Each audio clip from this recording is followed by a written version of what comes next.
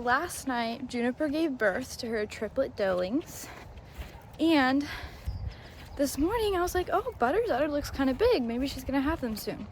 And I went to work today, and I came home from work, and I'm looking at her, and I'm like, she might be in labor. So let's go check that out. My first clue that something's up. This is the rest of the herd right now, eating some alfalfa. This is Butter, all the way over here by herself. And this is not normal behavior for her. The other thing about Butter, she loves me. I'm her best friend. I think she's having a contraction right now. And she is always the first to come up and say hi to me. Now she is actively running from me, at least she was earlier. Hi, are you having a baby? Do you want to have your baby over here? That's fine. You can have your baby over here. Look at her.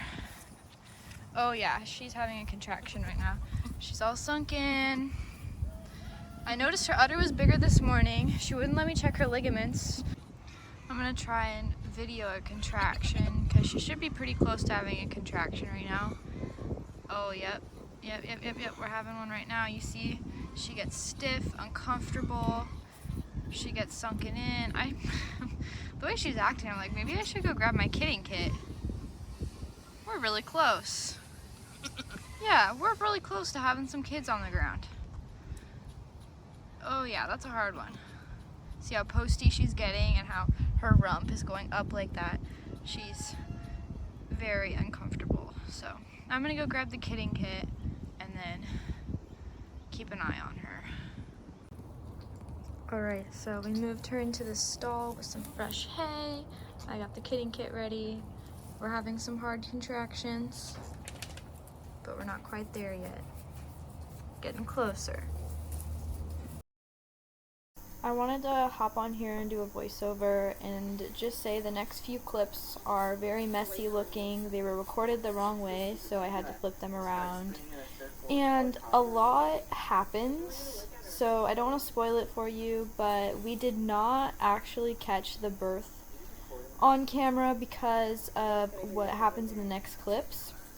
And I wasn't going to include these next clips, but I thought that it was important for everyone to just kind of see my learning process and hear my learning process, because this is the first time I've ever had to do this.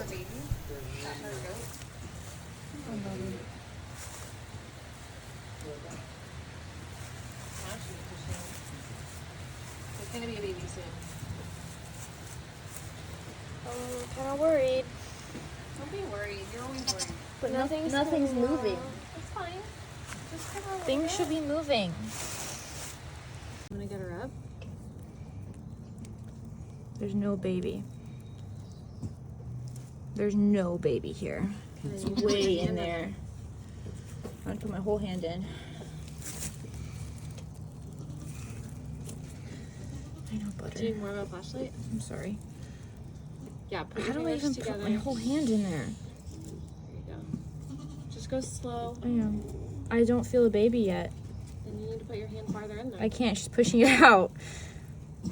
Oh, she thinks her hand's a baby. She's pushing my hand out. Because that pressure in there is gonna make her body want to push, and so you need to go farther. I'm trying. There's no baby. Oh, I feel a baby. I can't tell what it is. Well, you gotta keep feeling around until you can figure out what. I know. part it is. I'm sorry. She's okay. Oh my god, this is so hard. I have no idea what I'm touching. I know, you just gotta keep feeling until you can feel like a mouth or a hoof or anything that feels familiar. But I have no idea. I feel something just gotta- hard. Just go slow.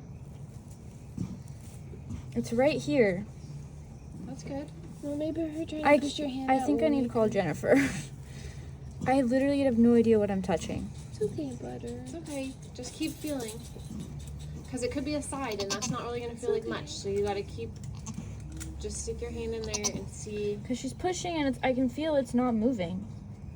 Keep feeling around until you can find something identifiable. I think it's still in the sack, right? So I can't feel. That's good.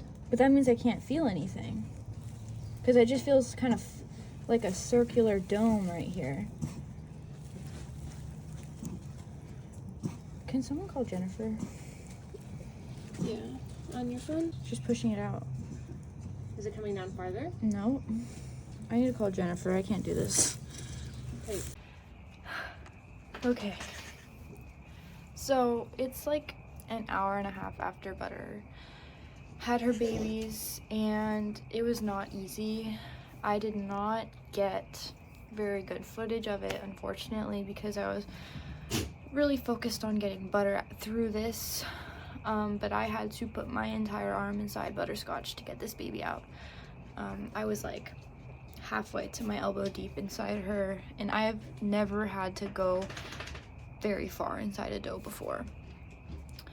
But the problem was this baby was positioned correctly. It was just a ginormous baby. And for whatever reason, Butter was not pushing him out, which didn't help. She just wasn't pushing. And this baby is huge.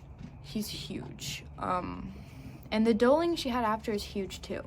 So the doeling was breech. I'm sure you saw. We've been having some issues with her. I noticed right away as soon as she was born, she just seemed a little off. Like, she was up, she was walking, but she just seemed off.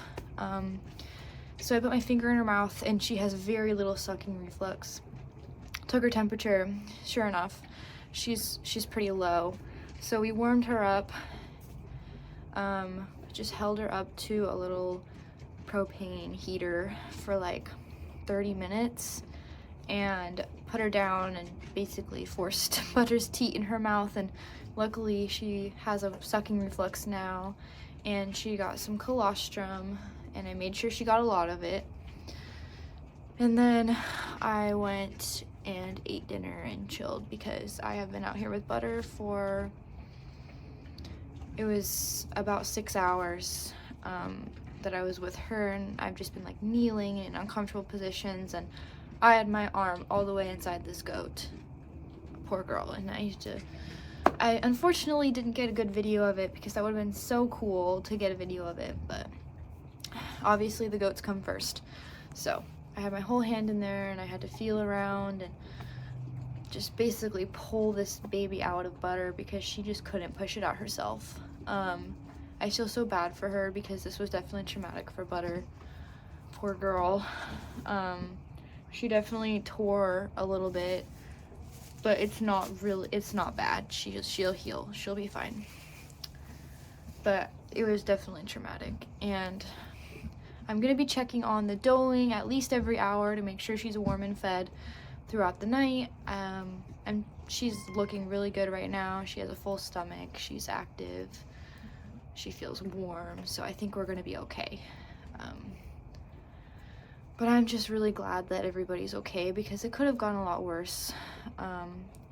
There was quite a bit of time between each birth where both of them were struggles, especially the boy. He was in there for quite a while, but luckily they are both doing good. So I will update you on the morning, show you the babies in the daylight and what they look like, and pick out their names and everything. But as of now, I will be going to bed and waking up every hour to check on them, to make sure everybody's okay.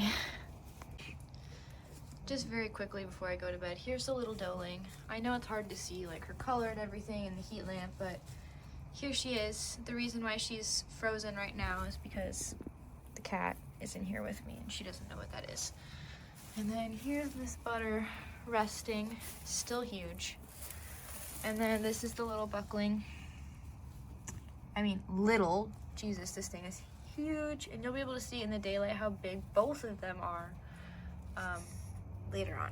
But yep, say goodnight to the babies, and hopefully we'll be able to keep this little girl going and healthy and happy and fed.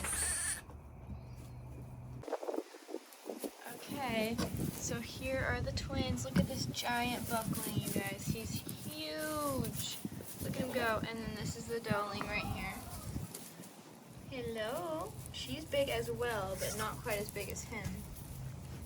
I'm gonna do a little comparison to compare these giant babies to Juniper's normal-sized babies, so that you can see just how giant these kids are. I mean, look how tall he is compared to his mom. He's like a week old already. He just came out and he's a week old. Oh, look at him go. of energy. You can just see how big he is compared to his sister. His sister is a big kid too, but he's just a giant.